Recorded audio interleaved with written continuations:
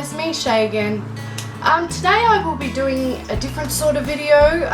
It'll be more of a talk through video, and I am going to start doing a few of these talk videos. Some will be rant videos, some will be just my life story videos, and today is just going to be my journey with anorexia.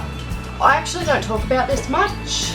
I guess I only really talk to people about it if I feel I can help them, or if sometimes I've had people just randomly chatting to me and then they start telling me that their daughter has it, or their cousin, or whatever, or they have it. And then sometimes I'll share a little bit about mine and I guess my thoughts on how they could help their daughter or their cousin or their niece. But yeah, other than that, I've never shared it like this. I'm not going to go into how much I got down to or any sort of kilos or anything. I don't think that's very helpful for young girls to, I guess with anorexia, one of the things is comparing yourself to others, and you want to get, I guess, skinnier than others at times. So look, I'm not going to do anything like that. I'm just going to, I guess, tell you what my struggles were and just what I've learned from, I guess, having it. So mine started from a pretty young age. It didn't get diagnosed until I was about 16, 17, when I sort of look back and been to counselling, and they've sort of made me look back from when I was younger. I can definitely see traits of it from a young age, and I guess not feeling very worthy or pretty from a very young age. My earliest memory is I was probably about 6, and I actually have a photo of me and my cousins, and we're all in our pretty little dresses, and I remember that day, and I remember feeling like I was so ugly just compared to them, and like all I wanted was their dresses, and I thought they looked so pretty and I was just so ugly. I guess now that I have children, and like I have an 8-year-old, a 5-year-old and a 3-year-old, and like even my 5-year-old now, to think that he would think that is not normal, and it's not right at that age. So I guess from very early on, yeah, I had thoughts like that. Got diagnosed, like I said, at about 15, maybe earlier. From probably that age, I was sort of in and out of hospital or in and out of doctors, trying to find out what was wrong with me. So I also suffer from depression and anxiety. Depression and anxiety do run through my family. Started out at school.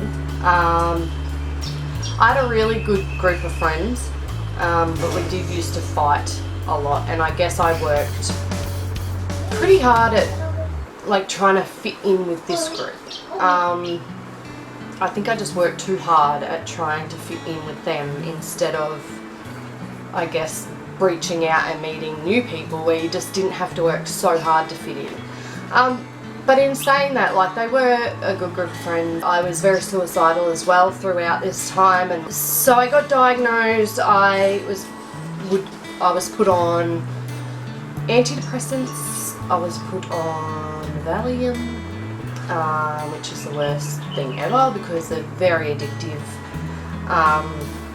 and I wouldn't touch that again now.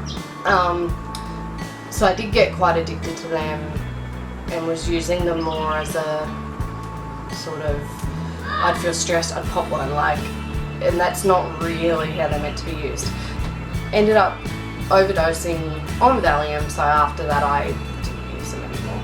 So I was in and out of hospital. I was in, if I would overdose or have suicidal attempts, I would be put into the psych ward, but then because I would go in there and then not eat, they would end up having to transfer me over to the eating disorder ward.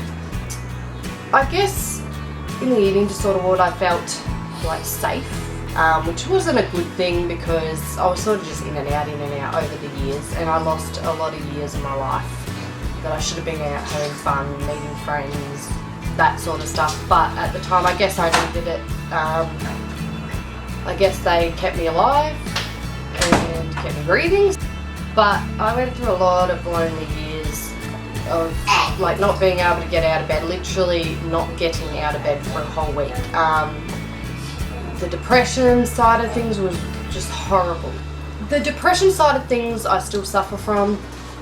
The anorexia side of things I do still suffer from. I guess I've learnt over the years with counselling and programs and things like that what triggers it, and if I can catch when it's coming on, I can try and get help sort of straight away instead of waiting till it's too far and then I'm in hospital with tubes down your nose. With the depression, I am a very, I wouldn't say negative person, but when situations arise, I always look at the negative. So like if say my husband wanted to start his own business or something, I always look at the negative. Or we won't have income, and what if this happens? What if this happens? What if this happens? So I worry, which sometimes can be a good thing if it is a situation where you just know that the outcome's not going to be good. But it can also be a bad thing because you're going to, I guess, not get anywhere in life if you're like that. I mean, you have to take chances sometimes. So that is one thing with the depression that I don't like. Whereas my husband, I guess, compliments me in that way. He's a very positive person. Sometimes it's too positive, but he always looks at the positive side of things, which is good for me because sometimes I just need him to look at that, and then I'm like, oh yeah, okay, like this is going to be alright, like if it doesn't work, it doesn't work. So I guess we complement each other in that way, and I guess when I know a situation isn't going to be good, I guess I compliment him in that way. I missed out on a lot of years where I should have been out having fun. And I did meet my husband pretty quickly after like my last admission from hospital as an inpatient. So yeah, I had to grow up pretty quick. Yeah, a lot of the years are lost, and like you don't think about that when you're in it, and people tell you all the time, like one thing, oh, just eat, like come on, you just eat. Like you can't say that to someone with anorexia. It's like with depression, like just be happy, like you can't just snap out of it. If you could, then there would be no depression. So that's one thing I'd say not to say to people. But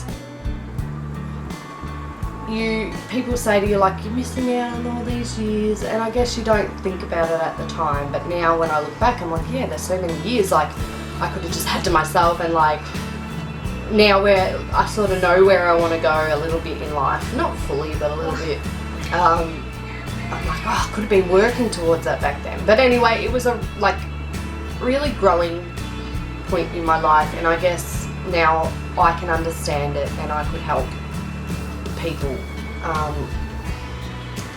struggling with it. So I guess everyone's journey with anorexia is different.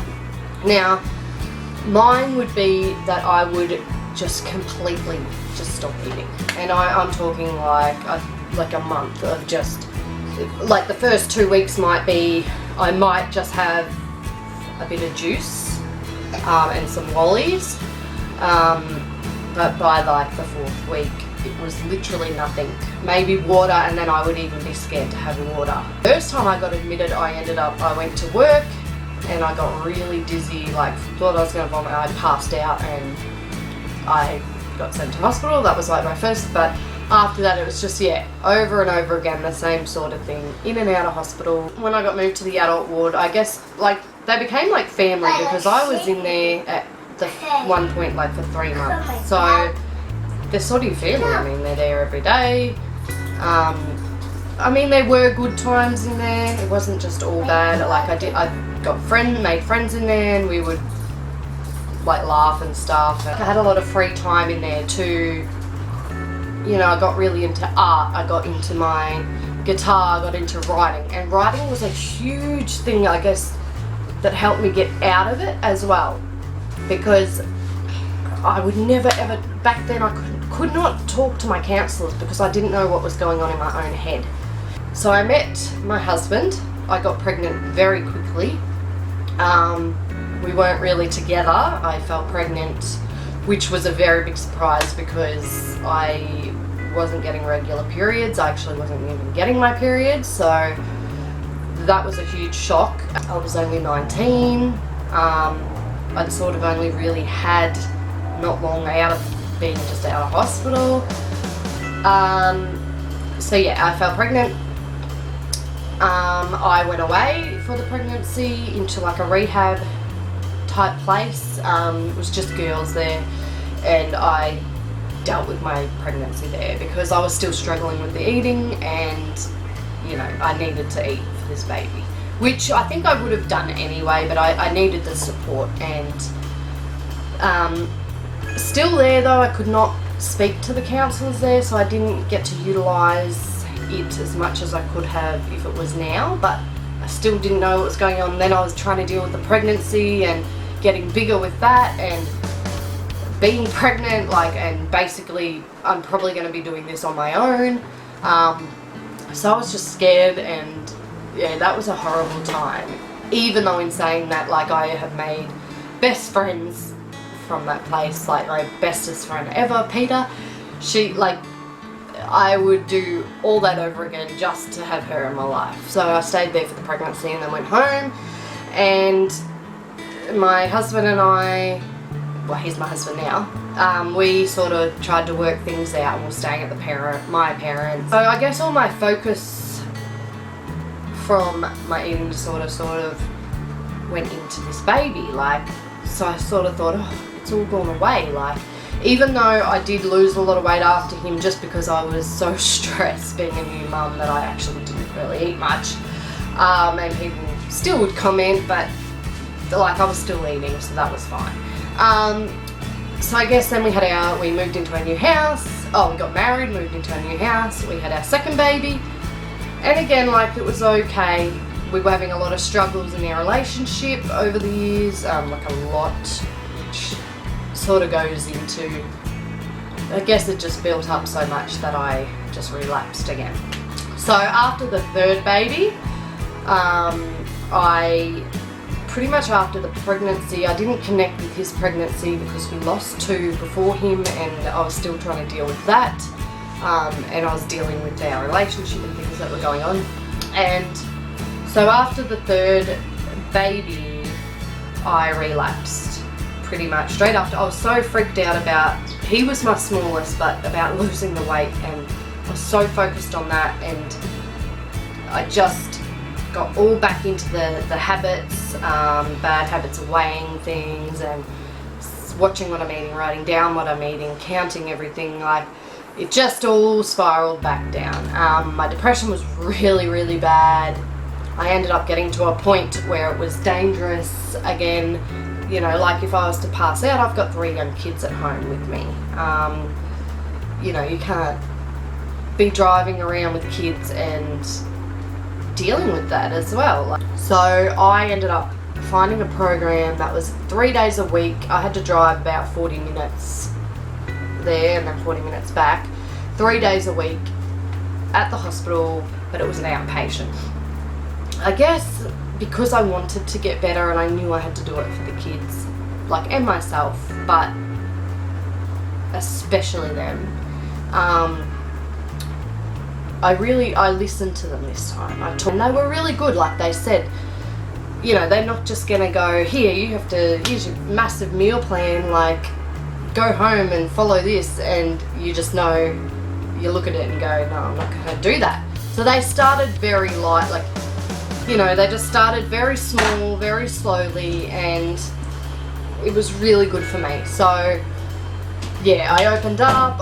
It was really hard, like really hard, trying to raise kids, going over there 3 times a week, feeling guilty that you're not with your kids. Like, your head's just got so much going on in it that you feel like you're just gonna explode. So anyway, I did that for probably a year, maybe a year and a half. I put on, like, I'll say over 10 kilos, but it was definitely needed at the time.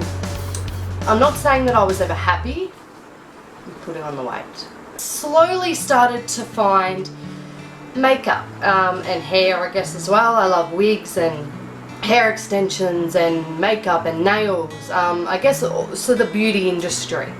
And I sort of started putting my focus on that instead of into bad things. So I started to see where I wanted to go in life, what I wanted to do, and yeah, so I guess now for me, I guess the one thing of me, I wouldn't say recovering, because things in life are probably going to happen, and like it does, you know, I have days where I'm not so good still, but I won't let myself get back to that point of being hospitalised or anything like that. I guess one thing is like wanting to get better. Really, really, really wanting to get the help and get better.